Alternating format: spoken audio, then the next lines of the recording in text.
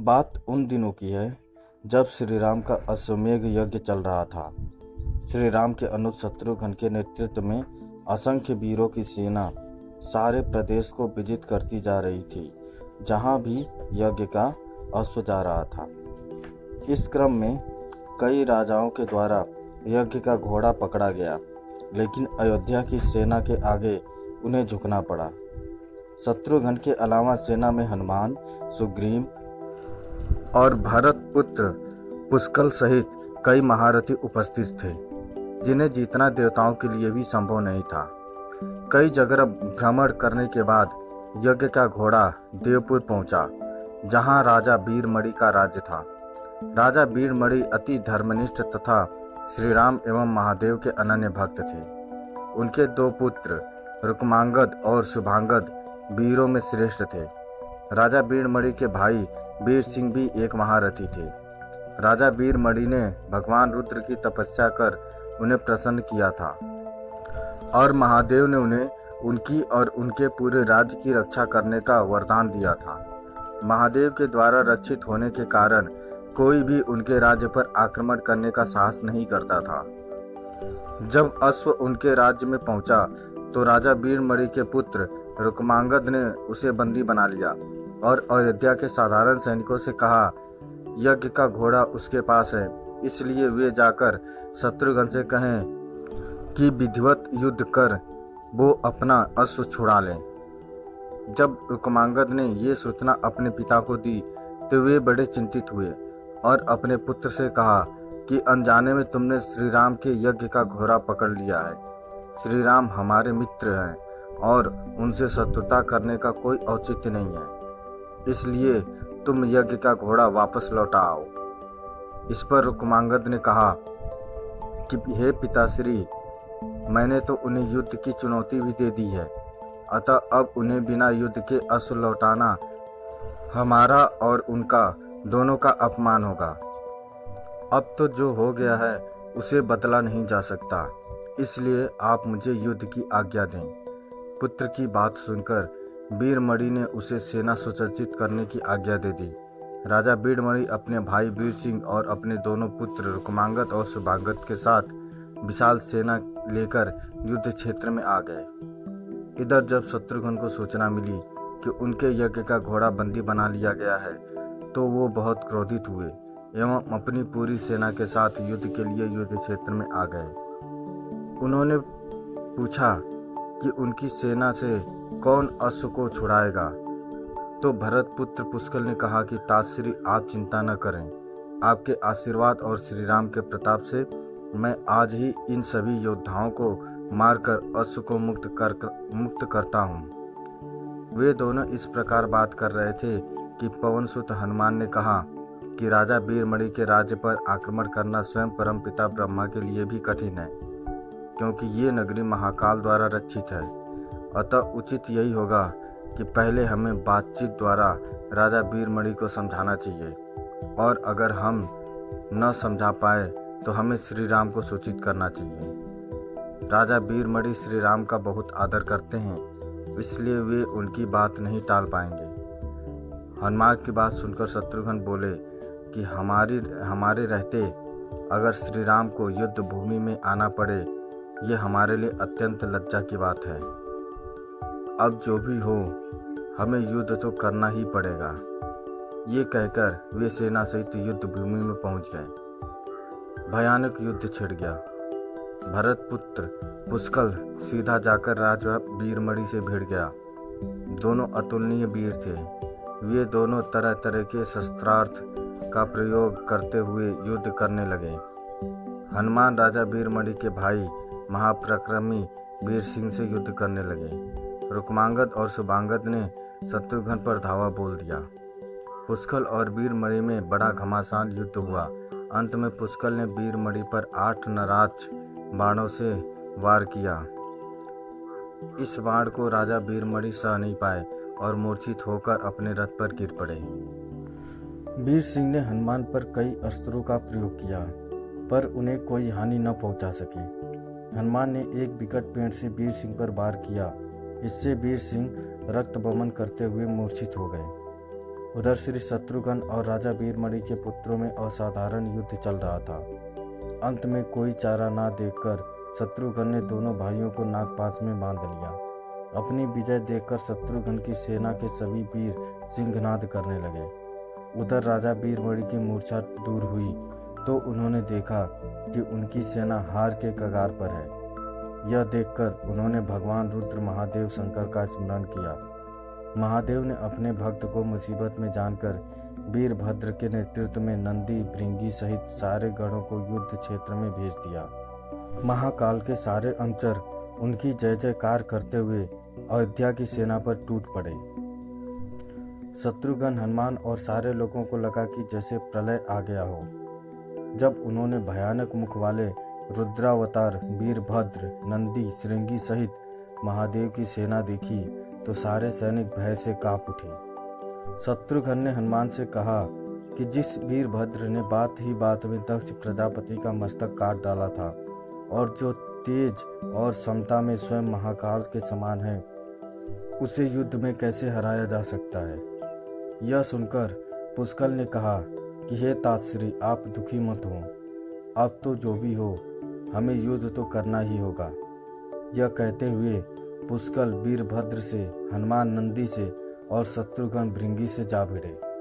पुष्कल ने अपने सारे दिव्यास्त्रों का प्रयोग वीरभद्र पर कर दिया, लेकिन वीरभद्र ने खेल खेल में उसे काट दिया।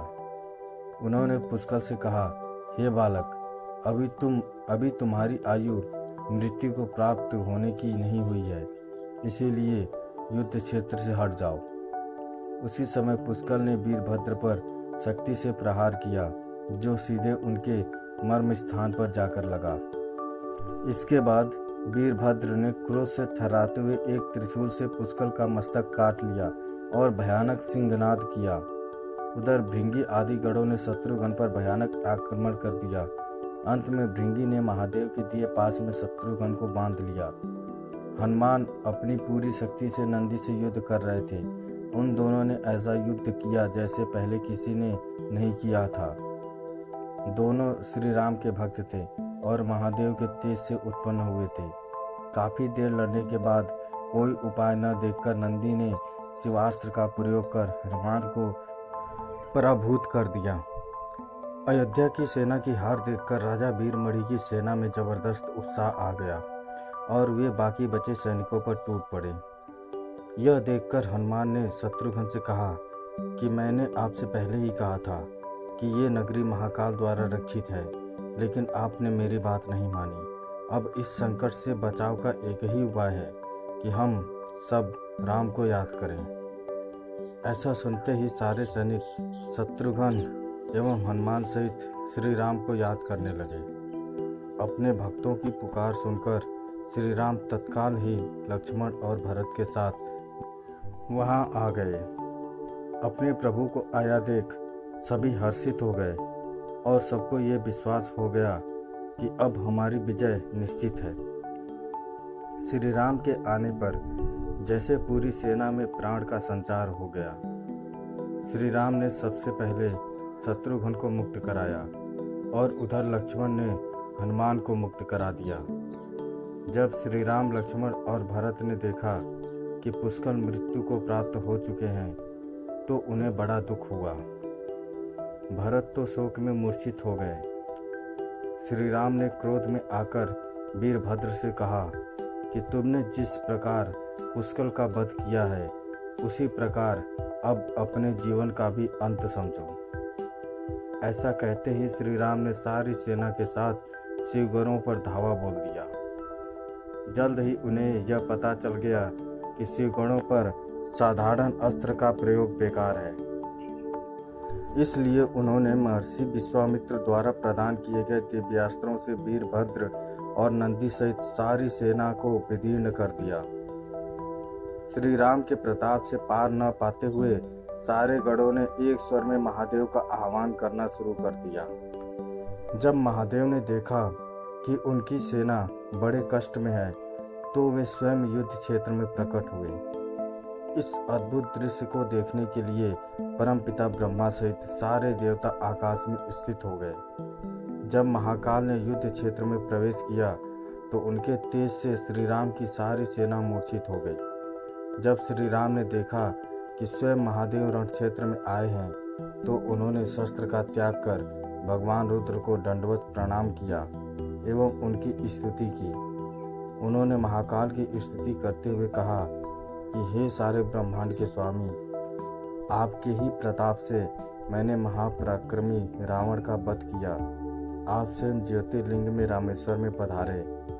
हमारा जो भी बल है वो भी आपके आशीर्वाद के फलस्वरूप ही है।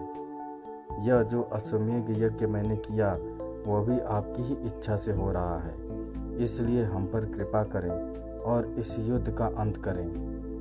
यह सुनकर भगवान रुद्र बोले कि हे राम, आप स्वयं विष्णु के रूप हैं। मेरी आपसे युद्ध करने की कोई इच्छा नहीं है। फिर भी चूंकि मैंने अपने भक्त वीरमणि को उसकी रक्षा का वरदान दिया है, इसलिए मैं इस युद्ध से पीछे नहीं हट सकता। अतः संकोच छोड़कर आप युद्ध करें। श्री राम ने इसे महाकाल की आज्ञा मानकर युद्ध करना शुरू किया। दोनों में महान युद्ध छिड़ गया, जिसे देखने देवता लोग आकाश में स्थित हो गए। श्री राम ने अपने सारे दिव्यास्त्रों का प्रयोग महाकाल पर कर दिया, पर उन्हें संतुष्ट नहीं कर सके। अंत में उन्होंने पशुपतास्त्र का संधान किया और भगवान शिव से बोले कि हे प्रभु, आपने ही मुझे ये वरदान दिया है कि आपके द्वारा प्रदत्त इस अस्त्र से त्रिलोक में कोई पराजित हुए बिना नहीं रह सकता। इसलिए हे महादेव, आपकी ही आज्ञा और इच्छा से मैं इसका प्रयोग आप पर ही करता हूँ। यह कहते हुए श्री राम ने वो महान दिव्यास्त्र भगवान शिव पर चला दिया। वह अस्त्र सीधा महादेव के हृदय स्थल में समा गया और भगवान रुद्र इससे संतुष्ट हो गए। उन्होंने प्रसन्नतापूर्वक श्री राम से कहा कि आपने युद्ध में मुझे संतुष्ट किया, इसलिए जो इच्छा हो वर मांग ले। इस पर श्री राम ने कहा कि हे भगवान, यहाँ इस युद्ध क्षेत्र में भ्राता भरत के पुत्र पुष्कल के साथ असंख्य योद्धा उन्हें कृपया जीवन दान दीजिए। महादेव ने मुस्कुराते हुए तथास्तु कहा और पुष्कल समेत दोनों ओर के सारे योद्धाओं को जीवित कर दिया। इसके बाद उनकी आज्ञा से राजा वीरमणि ने यज्ञ का घोड़ा श्री राम को लौटा दिया और अपना राज्य रुक्मांगद को सौंपकर वे भी शत्रुघ्न के साथ आगे चल दिए। दोस्तों, भगवान राम और भगवान शंकर के युद्ध की यह कहानी आपको कैसी लगी, हमें कमेंट करके ज़रूर बताएं। अगर अच्छी लगी तो शेयर करें, सब्सक्राइब करें और लाइक करें। धन्यवाद।